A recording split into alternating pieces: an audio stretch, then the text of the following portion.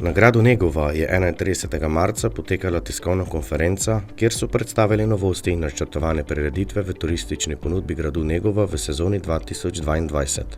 V letu 2021 je Zavod za kulturo, turizem in promocijo Gornji Radgona na Kultprotur pričel z izvedbo operacije Negovske zgodbe, s katerim je uspešno kandidiral na 5. javnem razpisu Las Prlekija za uresničitev ciljev strategije lokalnega razvoja na območju lokalne akcijske skupine Prlekija.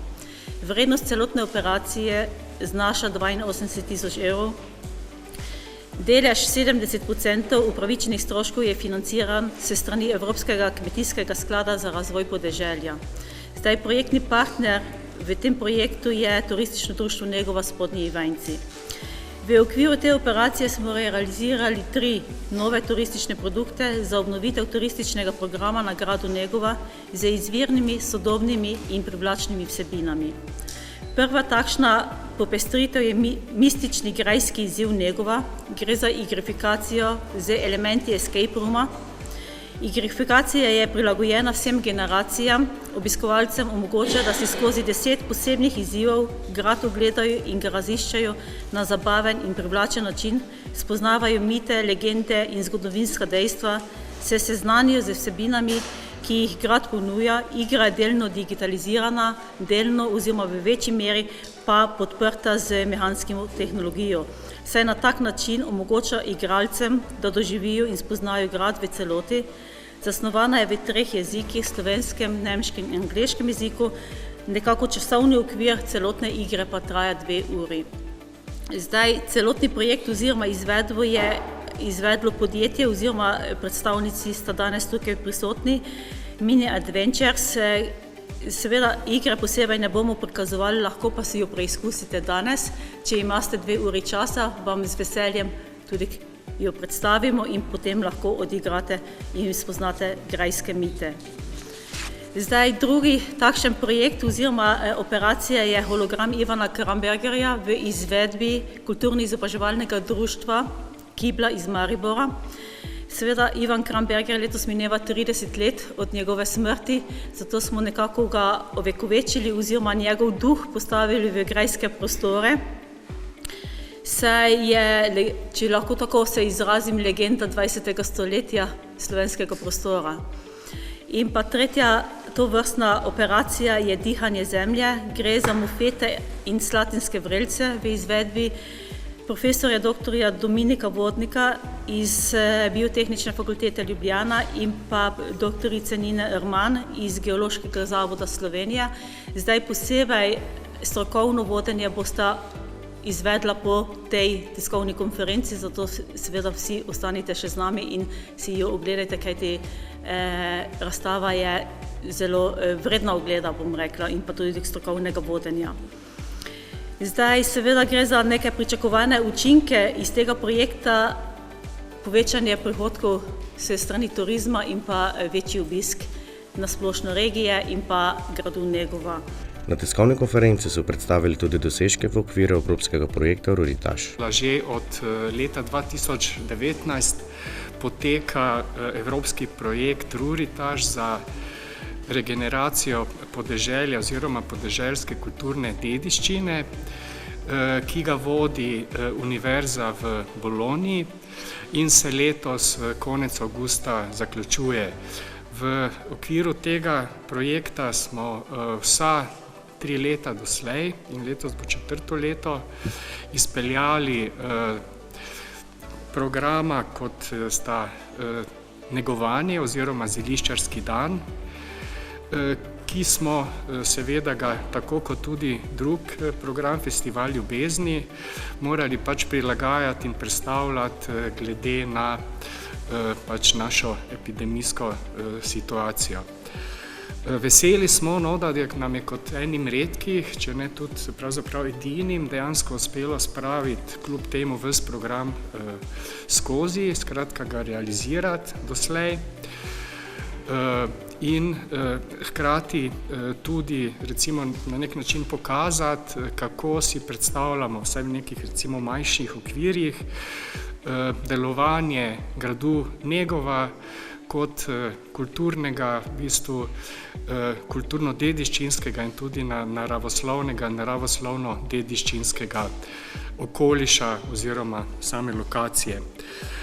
Obenem smo se v tem projektu, ki je vključen v evropski program Obzorje 2020, tudi razvijali še druge vsebine, od recimo zelene mobilnosti, ki je vse bolj aktualna, do seveda tudi informatizacije v bistvu gradu Negova z pač hitrim, zmogljivejšim internetom in do v bistvu vzpostavljanja gradu Negova tudi kot neke vrste destinacijo, ki predstavlja in promovira tudi lokalno produkcijo hrane in seveda tudi pijače, kar je tako vključeno v zeliščarski dan Negovanje kot v festival ljubezni, kot tudi v samo krajino oziroma v lepote okolice in območja okoli Negovskega gradu. Tako bodo v letošnjem letu organizirali Negovanje 2022 oziroma spomladanski zeliščarski dan, ki bo potekal 24. aprila, in grajski dan na Negovskem gradu, ki bo organiziran 14. maja med 10. in 21. uro. V okviru tiskovne konference so odprli tudi stalno fotografsko razstavo Stojana Kerblerja. Mojster fotografije Stojan Kerbler je eden najbolj prepoznavnih slovenskih fotografov in tudi ena najvidnejših fotografskih osebnosti bivše Jugoslavije. Zaradi številnih nagrad, ki jih je prejemal na žiriranih razstavah po celem svetu, si je prislužil naziva najboljši razstavljalec v Sloveniji in najboljši razstavljalec v Jugoslaviji. Leta 2020 je za življenjsko delo na področju fotografije prejel Prešernovo nagrado. Več o fotografski razstavi je povedal predsednik fotokluba Proporcijo Divina iz Gornje Radgone, gospod Ivan Borko. Fotoklub, eden bolj resnih sodelavcev Kult Pro-Toura, ki upravlja s tem gradom, in eden od sokreatorjev programa, in to že 8 let, skozi projekt Fotograd Negova, ki, seveda veste, ima status razstavišča Svetovne fotografske zveze in ki ga vsako leto z našimi razstavami obnavljamo. Par besed o letošnjem programu. Danes odpiramo spomladanski cikel razstav.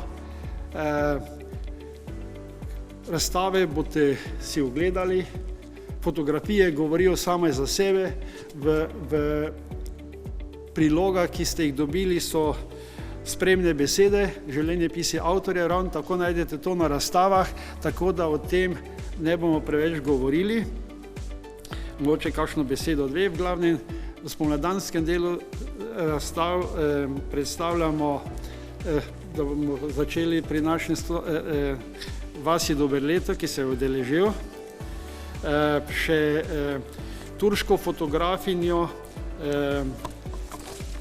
Rejhan Türk z razstavo Izven časa in kitajskega fotografa Li Yushan, mislim, da sem prav prebral, z Kitajske torej, in seveda,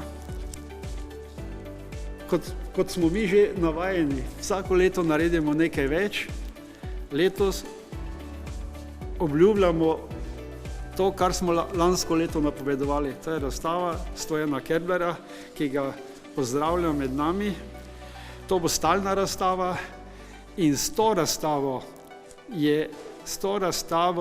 je Fotograd, to je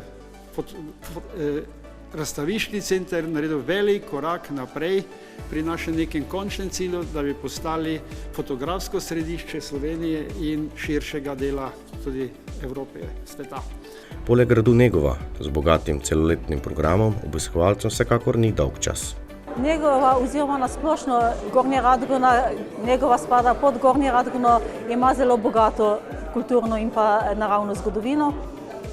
Dediščino, seveda se obiskovalec lahko poda na to pot, imamo Apolonino pot, ki nekako zajema vse te destinacije oziroma različne destinacije, katere si je možno ogledati in ki ponujajo neko naravno ali pa kulturno dediščino tega območja in ga tudi predstavljajo. Zato so te poti posebej začrtene, ali vinska ali Apolonijina pot, ki potekajo vedno do gradu Negova, iz Gornje Radgone do gradu Negova. V tem delu si lahko ogledate od Denkove do Mečije, Slatinske vrelce, grad Negova z različnimi razstavami in vsebinami, katere ponujamo skozi vse leto. In potem tudi, ki je muzej Špital v Gornji Radgoni, Radgonski grad, Dom Penine v Gornji Radgoni, kateri bo zdaj seveda še okrepljen z ziplinom iz Radgonskega gradu v avstrijsko Radgono in seveda tudi z bogato kulturnim programom, katerega pripravljamo v letošnjem letu v Zavodu Kult Kultur v občini Gornja Radgona in pa seveda z ostalimi vsebinami. Je nekako lahko te poti prehodite, prekolesarite ali pa se peljete tudi z avtom.